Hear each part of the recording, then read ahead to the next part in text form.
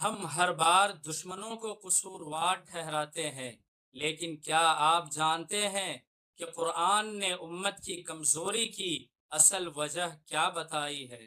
اگر آپ مسلمان ہیں تو یہ ویڈیو آخر تک ضرور دیکھیں، کیونکہ شاید آج آپ کی سوچ بدل جائے۔ ان اللہ لا یغیر ما بقوم حتی یغیروا ما بانفسہم، بے شک اللہ کسی قوم کی حالت نہیں بدلتا جب تک وہ خود اپنی حالت نہ بدلے۔ موجودہ حالات میں ایک مسلمان کی اصل ذمہ داری کیا ہے؟ قرآن و سنت کی روشنی میں آئیے آج کے اس ویڈیو میں اس کو جانتے ہیں۔ السلام علیکم ورحمۃ اللہ وبرکاتہ۔ میرے عزیز بھائیوں اور بہنوں، آج پوری دنیا میں مسلمان مختلف آزمائشوں سے گزر رہے ہیں۔ کہیں جنگ ہے، کہیں نفرت ہے، کہیں اسلاموفوبیا ہے، کہیں فرقہ واریت ہے، اور کہیں نوجوان دین سے دور ہوتے جا رہے ہیں۔ ایسے وقت میں ایک سوال پیدا ہوتا ہے، آخر ایک مسلمان کیا کرے؟ کیا صرف غصہ کرے؟ کیا صرف سوشل میڈیا پر پوسٹ کرے؟ یا قرآن و سنت ہمیں کوئی راستہ دکھاتے ہیں؟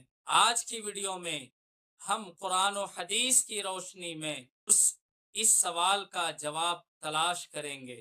پہلا سبق، اللہ سے اپنا تعلق مضبوط کرے۔ اللہ تعالی فرماتے ہیں وَمَن يَتَّقِ اللَّهَ يَجْعَل لَّهُ مَخْرَجًا، جو اللہ سے ڈرتا ہے اللہ اس کے لیے نکلنے کا راستہ بنا دیتا ہے، اور وہاں سے رزق دیتا ہے جہاں سے وہ گمان بھی نہیں کرتا۔ آج ہم ہر مسئلے کا حل دنیا میں تلاش کرتے ہیں، لیکن قرآن کہتا ہے سب سے پہلے اپنا تعلق اللہ سے مضبوط کرو۔ نماز، قرآن، استغفار اور دعا یہ صرف عبادت نہیں، یہ امت کی اصل طاقت ہے۔ دوسرا سبق، مایوس نہ ہو۔ آج بہت سے لوگ کہتے ہیں امت ختم ہو گئی، اب کچھ نہیں ہو سکتا، لیکن اللہ فرماتے ہیں لا تقنطوا من رحمت اللہ، اللہ کی رحمت سے مایوس نہ ہو۔ یاد رکھیں، مایوسی شیطان کا سب سے خطرناک ہتھیار ہے۔ مسلمان کبھی حالات سے نہیں ہارتا، وہ صرف اپنے رب سے امید رکھتا ہے۔ تیسرا سبق، اتحاد پیدا کرے۔ آج امت کا سب سے بڑا مسئلہ صرف بیرونی دشمن نہیں بلکہ آپس کے اختلافات ہیں۔ اللہ تعالی فرماتے ہیں وَاعْتَصِمُوا بِحَبْلِ اللَّهِ جَمِيعًا وَلَا تَفَرَّقُوا، سب مل کر اللہ کی رسی کو مضبوطی سے تھام لو اور تفرقے میں نہ پڑو۔ اختلاف رائے ایک الگ چیز ہے، نفرت بالکل الگ چیز ہے۔ ہمیں ایک دوسرے کے لیے آسانی پیدا کرنی ہے، دشمن نہیں۔ چوتھا سبق، ظلم کے خلاف آواز اٹھائیں۔ رسول اللہ صلی اللہ علیہ وسلم نے فرمایا اگر تم کوئی برائی دیکھو تو اسے روکنے کی کوشش کرو، طاقت ہو تو عمل سے، طاقت نہ ہو تو زبان سے، اور اگر یہ بھی ممکن نہ ہو تو دل میں اسے برا جانو۔ آج ظلم دنیا کے کسی بھی حصے میں ہو، ایک مسلمان ظلم کو ظلم ہی کہے گا، لیکن اسلام ہمیں انصاف سکھاتا ہے، اندھا انتقام نہیں۔ پانچواں سبق، سوشل میڈیا پر ذمہ داری۔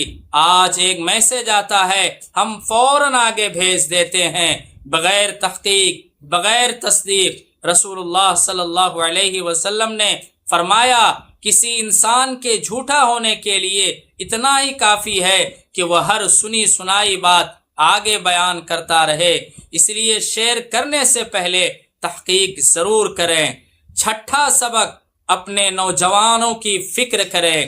آج کا نوجوان موبائل کے قریب ہے لیکن قرآن سے دور ہے، نماز سے دور ہے۔ اسے صرف تنقید کی نہیں، رہنمائی کی ضرورت ہے، محبت کی ضرورت ہے، اچھے ماحول کی ضرورت ہے۔ ساتواں سبق، اپنے اخلاق بہتر بنائیں۔ رسول اللہ صلی اللہ علیہ وسلم نے فرمایا تم میں سب سے بہتر وہ ہے جس کے اخلاق سب سے اچھے ہو۔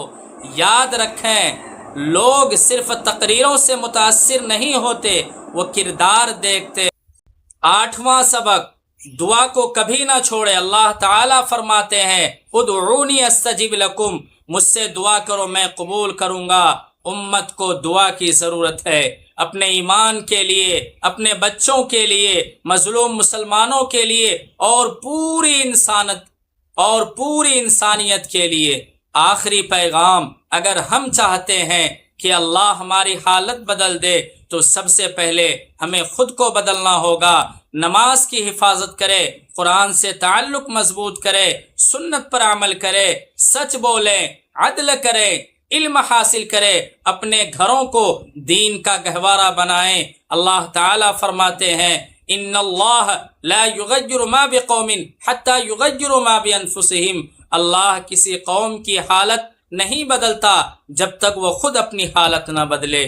اے اللہ امت مسلمہ پر رحم فرما، ہمارے ایمان کو مضبوط فرما، ہمیں قرآن و سنت پر چلنے کی توفیق عطا فرما، مظلوم مسلمانوں کی مدد فرما، ہمارے نوجوانوں کی حفاظت فرما، ہمارے دلوں میں اتحاد پیدا فرما، اور ہمیں حق پر استقامت عطا فرما۔